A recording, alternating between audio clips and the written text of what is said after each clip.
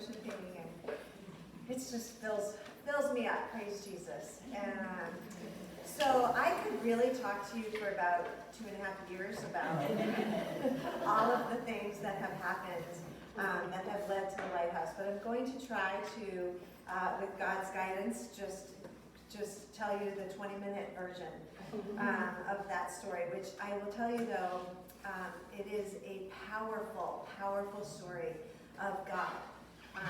It is not at all about me. It is about God, and He gets all the glory.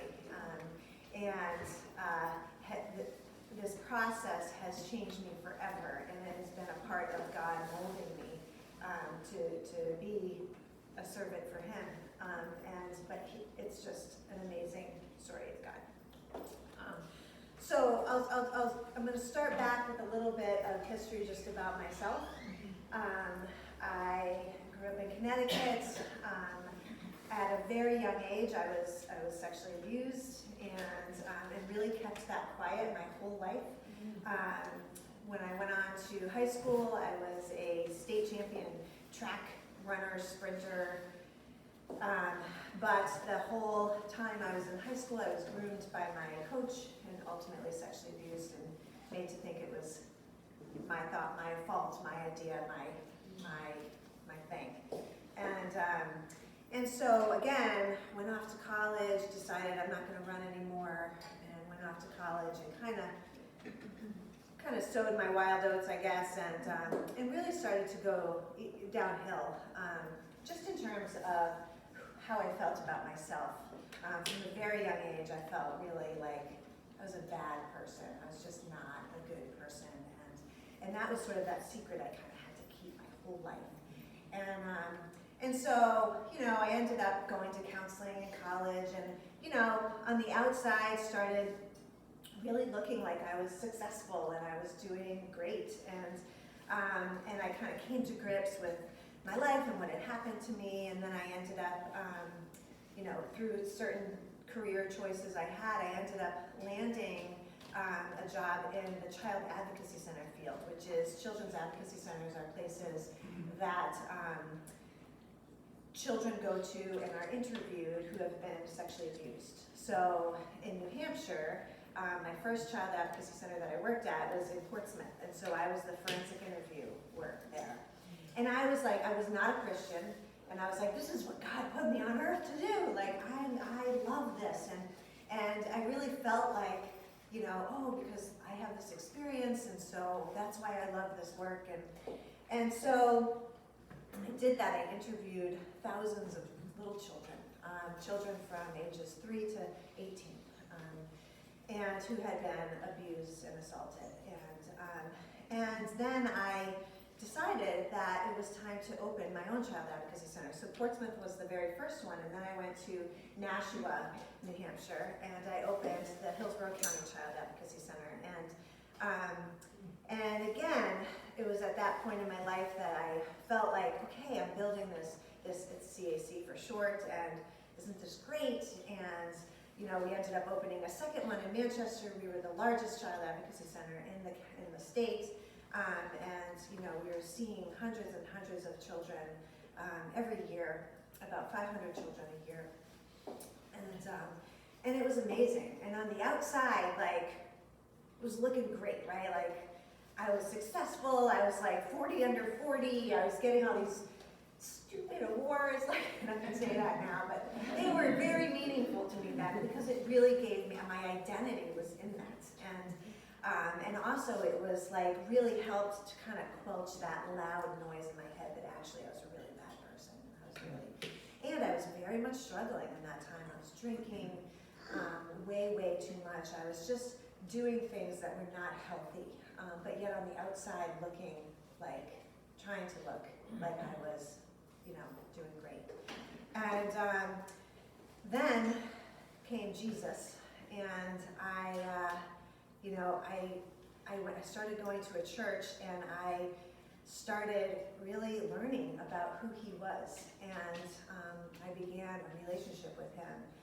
And it was around that time that I also felt in my heart it was time to stop drinking, and so I quit drinking, like totally cold turkey, And it was all God that was keeping me, like, that was how even my relationship got even closer, was with him, was just every day I was like, just help me to get through today. Just help me to get through today. And it was through that process that I came to faith, and that was about 8 years ago. So I'm a new Christian. And so we move on, and I have my new life in Christ. I get remarried to the most amazing man, my husband, who is a pastor, and he wasn't a pastor during the time that we met, but he's a pastor now, and he's amazing. And I'm like, oh, my life has been redeemed, like everything is just great. And I was like, okay, so this is like my life. But then, again, God, I started realizing, like, I was really healing, and I was healing in Jesus, and my life was changing. And I kept saying to my husband, I need to tell people about this. Like, I need to tell people that mental health is really important, and mental health care is really important, but Jesus is who heals. And Jesus is who's going to help people, really. And so I just thought, at the time, I had then moved on to my job at the time was the National Children's Alliance. So that is the accrediting agency that oversees all the children's advocacy centers in the country. So I was their membership director, and it's out of Washington, D.C., and I worked out of my house. And so I was doing that job, but then I was like, I'm just going to start a nonprofit, just to so that I can share with people the love of Jesus, and share with women in particular. Like 20% of our church congregations are women who have had trauma in their past, sexual abuse trauma, 20%. And yet, we don't have churches that have ministries for these women. Now, if we had 20% of women in churches had cancer, lost a child, we would be having ministries for those women, but we don't. So, as you can tell, I was a little fired up about that, and I was like, we need to do this. So I started Light of Life Ministries, which, again, was just like a kind of side thing that I thought, I would do, like to glorify God, to share this truth, to talk to churches about how to better minister to women on this issue. And through that, I started writing blogs where I was really sharing my own experience, about shame, about body image issues, about trust, and then how Jesus spoke into that, how Scripture spoke into that. And I started blogging about that on our website, again, just to bring awareness, just a thing on the side. And little by little, it started forming right before my eyes into a Bible study. And so I put together all of these blogs that ended up turning into Out of Darkness, which is a Bible study. It's an 8-week study that has a booklet, and that it helps women, small groups, to go through this process of, like I said, shame, sex, relationships, trust, all of this stuff, and what are the struggles, and then what does Jesus say about that? And so I was like, great, I'll offer this to churches, I'll go and just do this for free and run these groups, again, on the side, thinking, I'm all cozy in this job that I'm making pretty good money and it's good, and but also meanwhile, this is happening, and I'm starting to get a little edgy about being unsatisfied in my current job. I'm like, I hate this job, it's not doing it for me. And so I reached out to this organization that serves women. It's a transitional home type of place, or a group home for women who have been trafficked or have substance use disorder. And I said, hey, can I pilot my Out of Darkness Bible study with your program? Because I want to, get the kinks out, figure out what needs to change before I offer it publicly. And so I went to this place. It's called New Life Home. Has anybody heard of New Life Home? Yeah. So New Life Home is in Manchester, and so I went there, and they were like, great, yeah, you can pilot it here. And I went, and every week I met with this group of, it was anywhere from 8 to 10 women, depending on the week, generally the same women, and my heart just started exploding for these women. And for this, I was like, God, I I need to work here. Like, I was like, God's calling me to work at New Life Home. I'll be the administrative assistant. Like, I didn't care. Like, I'll do whatever. I need to work at this place.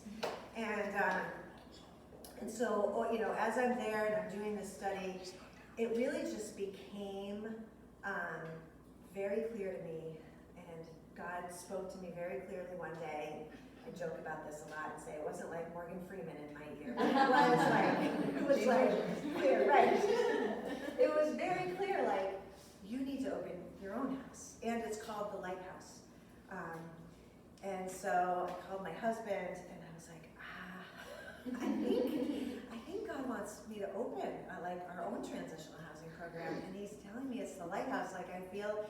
And because I'm thinking he can help me discern, right? Like, honey, that's no. But he didn't, and he was like, yeah, and I was like, really? And so we just started like looking. I was like, well, let's just look at houses. Let's just step into it. And we know that this nonprofit has no money, right? Nothing. And so we started looking at houses, and sure enough, we're like looking at houses and finding things. And I start talking to people about funding, and I'm kind of hitting walls, but then I'm drawn to another person, and I'm hitting another wall, and it's sort of like this like maze that I keep bumping in and moving, and I kept questioning, like, should I be doing, like, is this crazy? But I just felt this force of just keep checking into it. Well, it turns out I bumped into the city of Manchester, of all places, right? We are a Christian organization. And I end up finding out the city of Manchester has these funds, and there's this $458,000 is left in this fund bucket. And I was like, that's exactly how much we would need. Because we saw this house that it seemed to match the pricing, and this house on Hanover Street. And so we started the process of working to get this money. And it took about, the pandemic showed up. And so that changed everything. But it took about 10 months of meeting with the alderman, of going in front of the mayor, of doing all this stuff, and they approved us unanimously for $458,000 to purchase and renovate the house. It was amazing. All right. So we were so excited. They finally get this, and we had an offer on this big house on Hanover Street that was like, oh, this is the Lighthouse. This is great. Then we go to the owner of the Lighthouse that we had the offer on. We say, okay, we just need a couple more months because we have to get the approvals and all this stuff. And he pulls out. And I'm like, what? What? Like, so I was on my knees, like, God, why would you take us this far? How, like, no, like, and again, the enemy jumps right in there and is like, you're not doing this, you're stupid, this is, this is all in your head, you can't do this.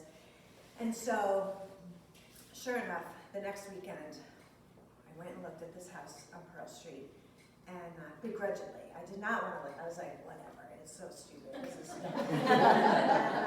and so I walked up to this house and I'm like, what? And it was perfect. And so again, because this is the 20-minute, not the 2.5-year version, there's so many ebbs and flows of. The house went off the market after we put the offer on. I ended up stalking the owner of the house. An 80-year-old man in Dover. I called him on his house, like, and explained that this was our house. I saw that he was a Greek Orthodox guy, so I'm like, so he knows Jesus a little. Like, so I'm like, okay, well. So I tried. Anyway, we ended up getting the house, and so let me tell you what Lighthouse is. After all that. So what it is it's a 9 to 12 month program, transitional housing program where women who are in crisis can come. And they can be in crisis due to domestic violence, sexual assault or trafficking, substance use disorder, homelessness, mental health issues. I really feel it's important to cast a wide net. The one thing that's going to be in common for all of them is a baseline of some trauma. And because people don't become homeless for no reason. Or people don't have, like, the percentage of people that have trauma that end up having substance use disorder is so high. And it's all related to trauma.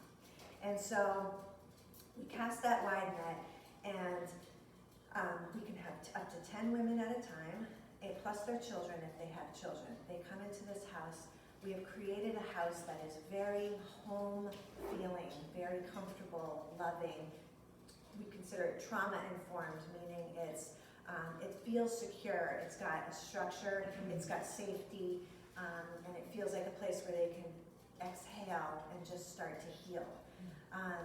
We will be speaking the love of Jesus into them. Our programming is, we've purchased Adult Teen Challenge, which is actually a Christian program that has really great outcomes, and it helps with all kinds of addictions. So alcohol, drugs, food, like many different kinds of addictions. And so they'll have like classes every day that go for like 8 weeks at a time. And so they'll take these classes in our little classroom area. They will, again, be in a home that is loving and secure for them so that they can deal with these things. But then we have 2 case managers as well that will take them out of the home. So they're not just isolated in the home. I feel very strongly that that's really important because I think some programs, they're in the home and they don't ever leave. And then they get out into the world and it is re-traumatizing to them. So this program, it's like a hybrid. It's like a Christian program in the home, and we have community partners. So Catholic Medical Center, the YMCA, they are committed partners to us. So all of their medical care, mental health care, free through those programs. Wellness programs for exercise and wellness through the Y, plus childcare, after school program, working with, if they have kids there. Plus we're working with another agency, Better Life Partners, which is going to help with Suboxone. So we know a lot of these women will probably, especially these days, may become addicted to heroin or other things, but heroin is the most popular at the moment and the most difficult to detox from. So we will be allowing the women to be on Suboxone, which helps them to kind of wean off of that drug. And so the case managers will work with them. We'll have 2, so they'll each have a caseload of 5, working with them in the community, helping them with finances. Crown Financial is a Christian program, some of you may have heard of it. You train mentors, so we will be looking for women mentors who want to be mentors to these women that will be trained in this financial budgeting, how to, figure out your rent budget, or if you want to buy a house, or if you how to organize your weekly income, like all of that. So they will learn skills to help prepare. So they're simultaneously healing and being shared the love of Jesus and getting skills and confidence in those skills out in the community. And then my favorite part is we have churches that are partnering with us, and I really hope that you all are one of those churches too, where not only partnering with us financially, which is it's another story about God providing funding, but also partnering with us to be a church that the women can go to.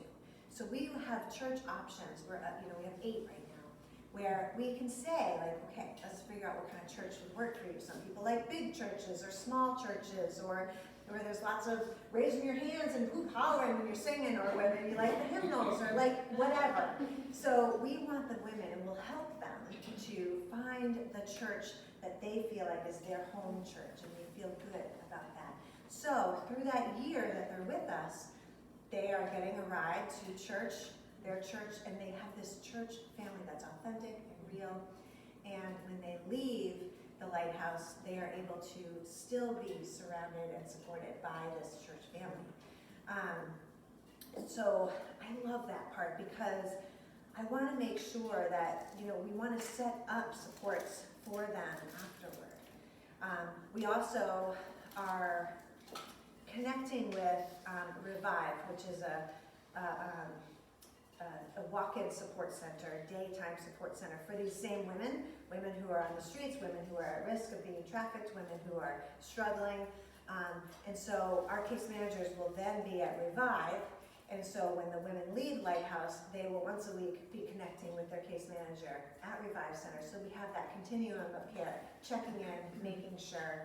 And the classes that we're running at Lighthouse will also be running simultaneously at Revive in the evenings for community members, people that maybe need these classes but don't need a place to live, aren't at that level. But also the women that maybe want to refresh. Hey, you're offering the anger 8-week session, like I need that. I need a refresh on that. And so they'll be able to come and do that as well. God has been so amazing, providing the funding for the brick and mortar, but then also just connecting us to the right people, to churches, to funders, to help us raise the money to support myself. I was able to leave NCA in March and come on full-time to get this off the ground. We were able to hire our case manager, our first case manager. We have a second one that we will be hiring in February. We also have 2 house mothers, one that we have hired, and the second one we're finding one, so please pray and let me know if you know of anybody. But a house mother lives in the house, and so they live in the house, they get paid a stipend, a weekly stipend, but they live there for free room and board, they eat there, everything. And then they alternate, so it's like 3 days on, 4 days off, kind of alternating, where they're on call. All that means when they're on call is that from 7 p.m. to 7 a.m., they need to be in the house. And they are there to make sure, like, nighttime chores are done, check. The security system is locked down, check. Anybody's in crisis, they can come to them, kind of like an RA, like in college. Like, they're there to support and be part of the house. And so, but we have the funding right now to support those as well. And so again, our hope and what God has shown us that we will be doing is opening next week. We had our open house, as many of you know about, and maybe were there last night. We had over 100 people come through the house and see it. And then we're just getting some final approvals from the city so that we can open our doors. I have 3 women right now that I've already interviewed that are waiting. Please pray for them, because one of them is still living on the river. Another one is, they're just all very much struggling. And so they are ready to come into the Lighthouse. We just have to wait for approval. And so that's the 20-minute, I think, story, but I'm happy if I have a moment to answer any questions or clarify any information if anybody has anything. Yes? 9 to 12-month program. Yeah. So they have a church community ideally, and they continue with these free community services, or are you planning for them to have jobs? So where is that housing? Yeah, every woman will be different. So we know some women may come in and be like, I want to go back to school. I want to try a new career. I want, and then other women may be like, I'm good, I want to work at Chick-fil-A and just make enough money to and I say Chick-fil-A because we're going to partner with them at Hobby Lobby because they're Christian organization, right? And so really whatever they want to do. So we're going to figure that out close to the beginning, obviously tweaking it through, but developing a care plan just for them. So that could mean, the job thing, the school thing, whatever, and help them to find housing. So when they get out, they are connected still with their counselor, with their medical doctor. Like they have these things now. They can still go to the Y. They can, and they will be doing whatever it is that their goal was to do. And hopefully, and again, everybody's different. We are not going to tell any woman that comes in here, here's what you need to do. Here's what success looks like. Our most important thing is to tell them about Jesus. And then he will do the rest in their heart for that. And then we will be there to support them in identifying where do they want to be. You'd be surprised the age range of women. I mean, I have a 22-year-old who's like gonna give birth any day now. And I'm praying she will come into our program. I've met with her a couple times. And then I have a 44-year-old woman who is the one on the river and who's addicted to heroin and is like, so I mean, they're so different. So I'm sorry, that's a long answer for you. Oh no, Great, okay, good. Yes. I have a question, in regards to things that maybe you're looking for, donations and things, and somebody did ask if you would need things for children too, like clothing or books or things like that. Yes, so we will have children coming in, and the thing is, we don't know who, so this is one of those things where we have vouchers from Goodwill because we have an agreement with them, so when women come in, we can take them shopping, they can pick their own clothes out, and they can pick out, and same for the children. Children's a little trickier, we need more if we have children because they grow out of things, and babies especially, and so we will put a call out for things. We could use like another crib, in case, because if we get 2 babies or 2 littles right now, I wouldn't have enough cribs, but I trust God is going to do that. So I would just ask for those kinds of donations to be checking in on our website, on our newsletter, because we will constantly be like, hey, we need this and we need that, and then people can do that. Other questions? Yes. Having been involved in New Life, I kind of know how their program works, but I'm wondering how it works as far as the women who are coming in, what kind of a commitment they make so that they can't just leave. It's a great question. That they could come and go if they wanted to. Yes, they can't. So what people oftentimes ask me, like, well, what's the criteria for getting in? And really the criteria is, are you in crisis? Okay, yes. And are you gonna follow these rules? Are you ready? And the rules are, we take their cell phone. We feel like it's very important to disconnect from drug users, from traffickers, that's very important. So no cell phone. They don't leave the house unless they're with the case manager. And please don't take that as being harsh or isolating. It's actually for their protection. It's to help them stay in the community, but be healthy and safe and break those habits and those connections. So many women are coming right from downtown Manchester. We need to avoid those areas. We cannot, and again, they don't smoke, which, believe it or not, is one of the hardest ones. When I tell people that, they're like, what?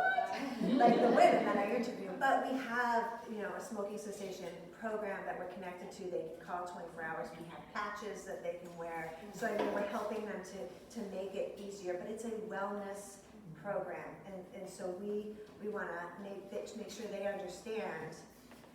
It's all you're taking some time out of your life to sort of reset, and that means a commitment of now over time, and particularly, some of these women have children that aren't with them.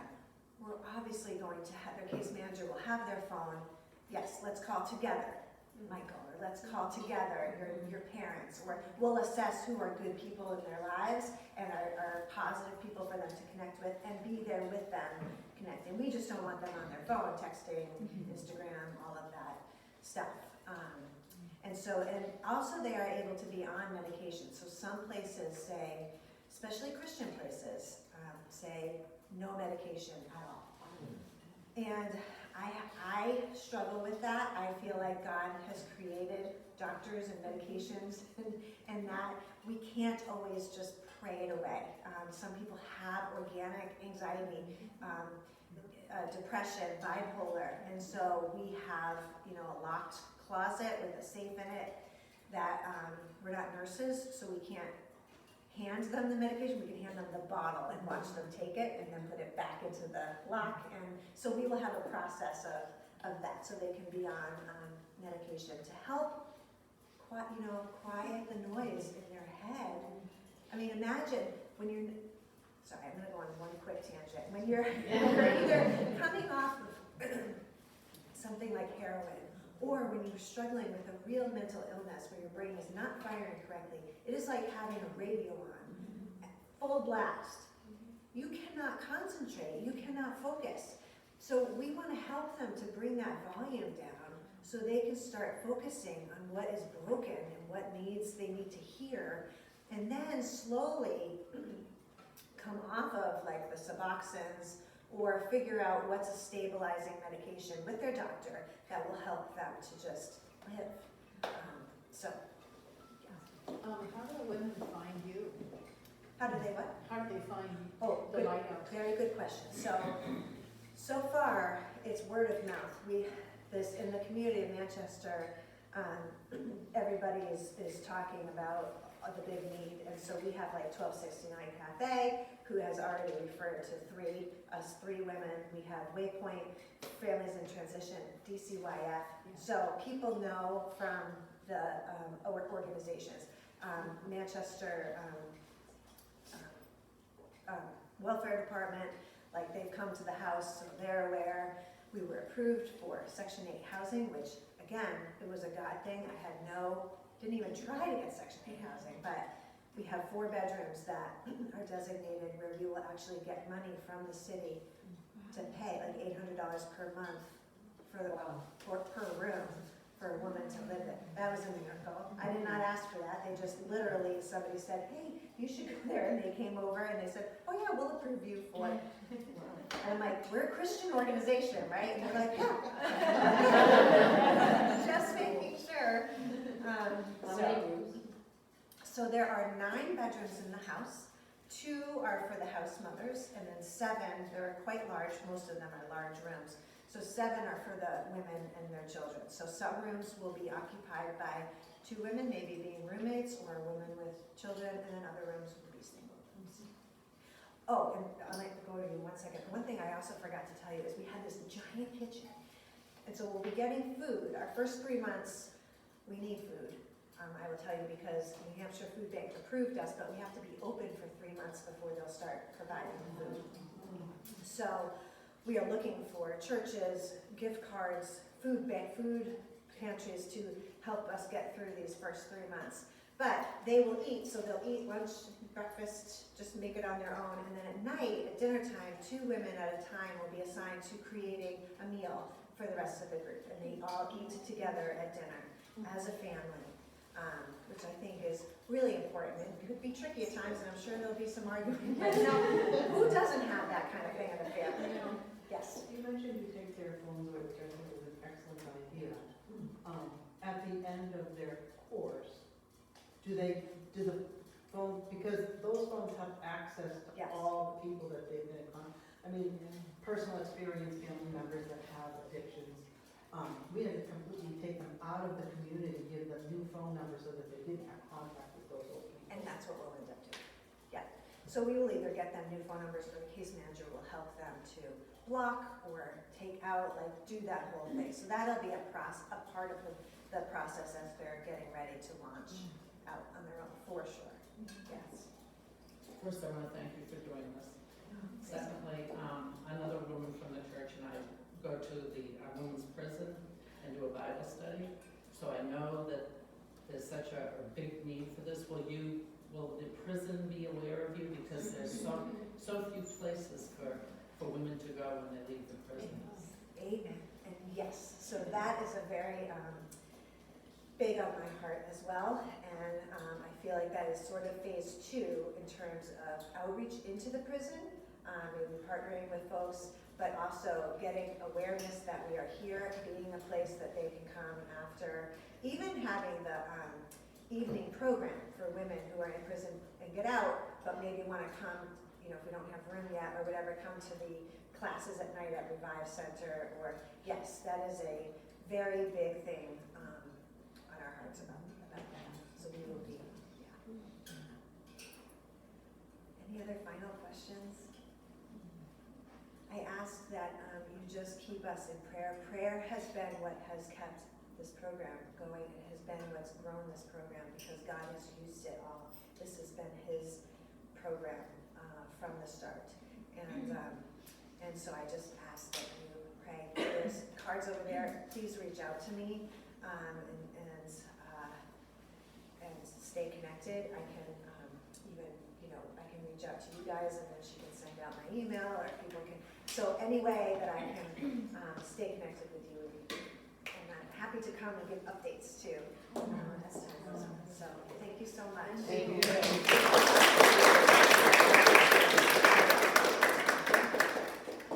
We have the women with the web and some things. And and while they're taking their places, I would love to just have a time of prayer over this ministry. I'll pray. Is there two other women that would be willing to pray over this ministry and over Kristie? Okay, I'll go ahead and open us in prayer, and then we'll continue our worship.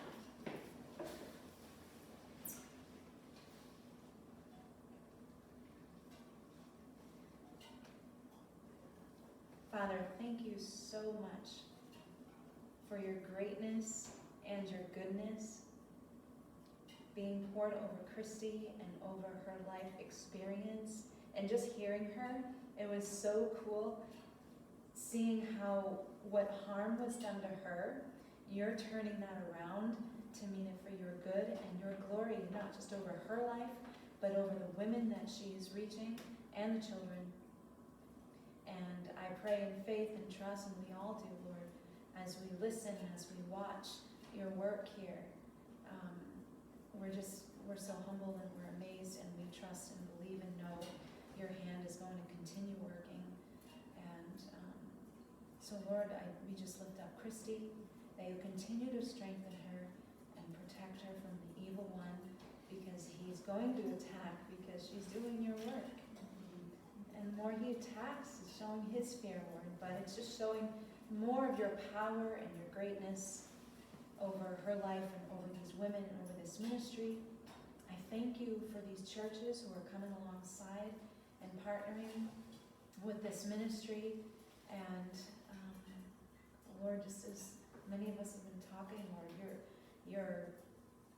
you're shaking us up for your kingdom. And I do see that churches are being stirred and woken up and looking away from the production of church and just really trying to get into the heart and the mission of reaching out to your people, through your people, to those in need. And, Lord, I think of your son, who he said, foxes have dens and birds have nests, but a son doesn't even have a place to lay his head, and his disciples still faithfully followed. And I pray that our churches will faithfully follow you and support these women that Kristie is mentioning about. And I know, Lord, that women are going to be coming to her home and lives are going to be changed. And I think specifically for one woman, Emily, that she will come to you and listen to your calling and come and be part of this home. And I already know, Lord, you are working in that. So, Father, we thank you for this time. Thank you for Kristie's schedule being clear so she can come and share. And I just pray that in this time of worship, now that you will be lifted high and exalted, and our hearts are humbled before you, Father. Thank you for your gift of life and love, and help us to not only live in that, but extend that to those who need you. In Jesus' name, amen.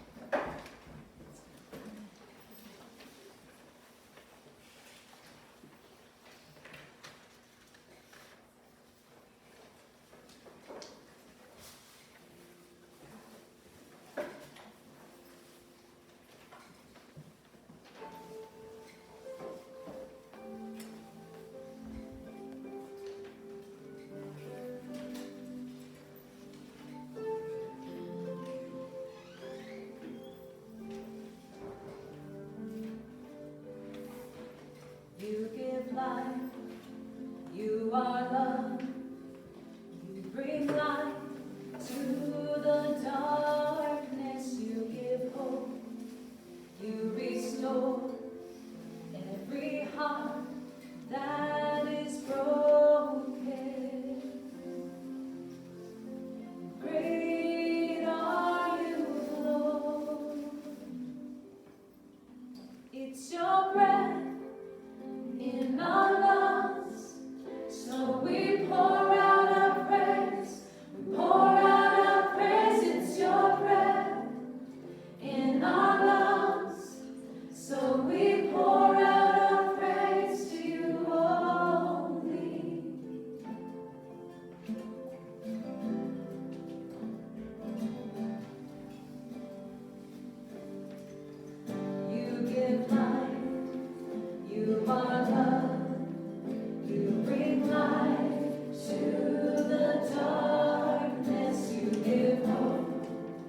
You restore every heart that is broken.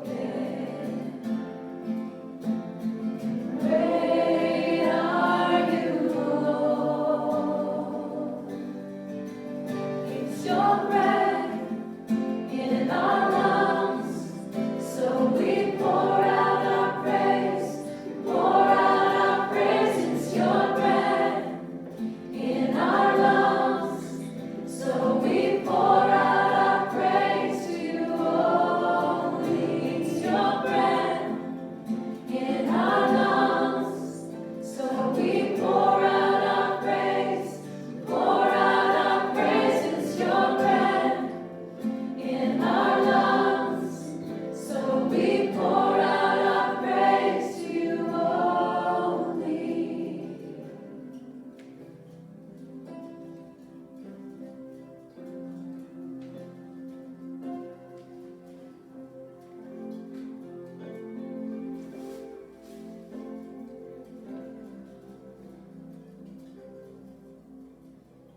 And all the earth will shout your praise. Our hearts will cry. These bones will sing. Great are you, Lord. And all the earth will shout your praise. Our hearts will cry. These bones will sing. Great are you, Lord. Let's raise our voices together. And all the earth will shout your praise. Our hearts will cry. These bones will sing. Great are you, Lord. It's your breath.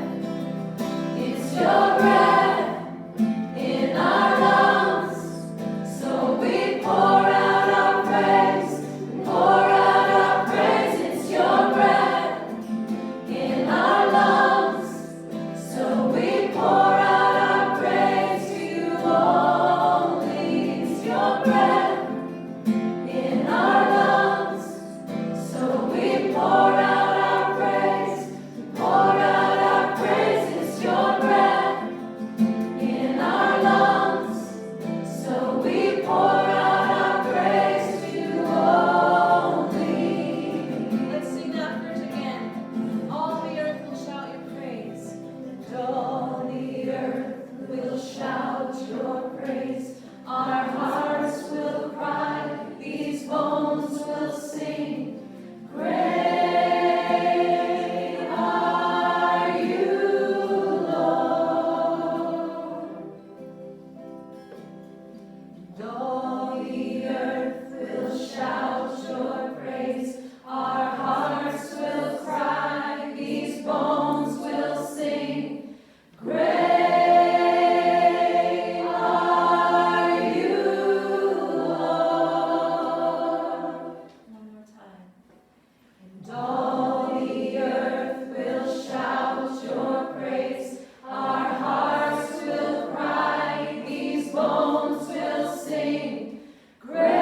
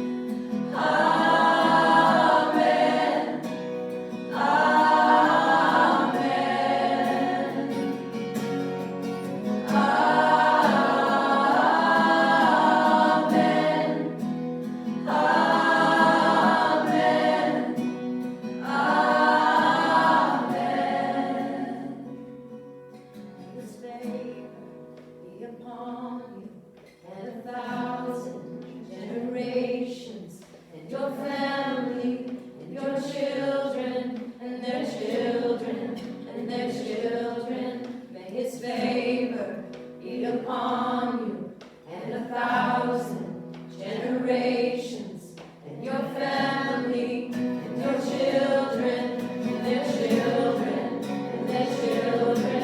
May his favor be upon you and 1,000 generations, and your family, and your children, and their children, and their children. May his favor be upon you and 1,000 generations, and your family, and your children, and their children, and their children. May his presence go before you, and behind you, and beside you, all around you, and within you. He is with you, he is with you in the morning, in the evening, in your coming, and your going, in your evenings, and rejoicing. He is for you, he is for you, he is for you, he is for you, he is for you, he is for you, he is for you, he is for you.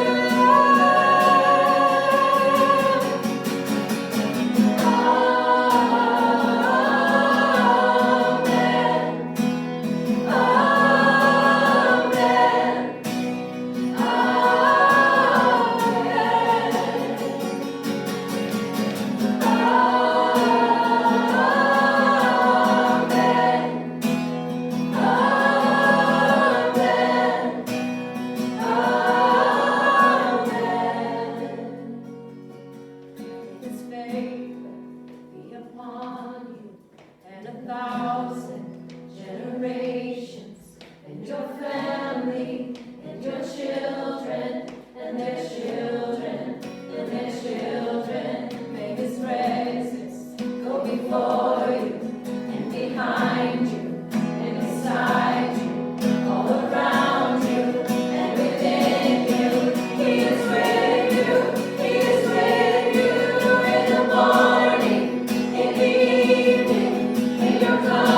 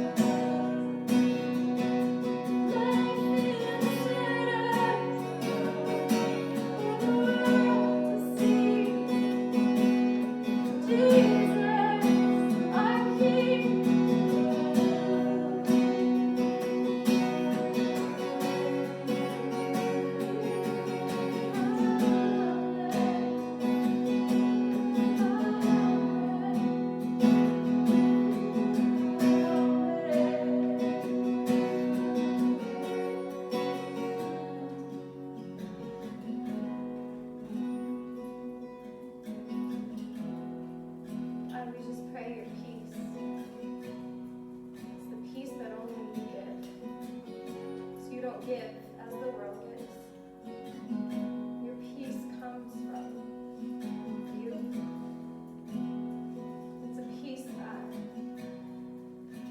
holds on in the midst of all things. It's a peace that surpasses any understanding we could have on this earth. God, we just ask for that peace to fall over this room, God, to just fill up our hearts. We would carry that into the world. That all would see us, God, and see you.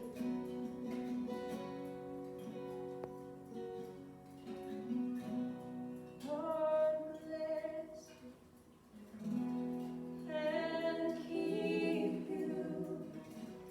Make his face shine upon you. Be gracious to you. Lord, turn his face toward you and give you peace. So Lord, turn his face toward you and give you peace.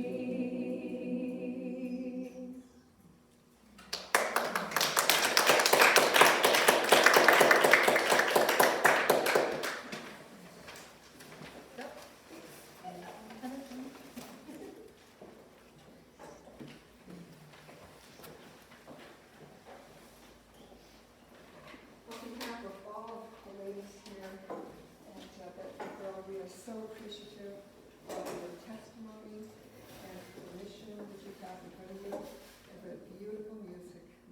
So we are truly blessed. I'm sure God is smiling on all of you. So we want to give you this. Kristie. And we have a little token here for each of you made by our wonderful sister of Christ, Linda Buck.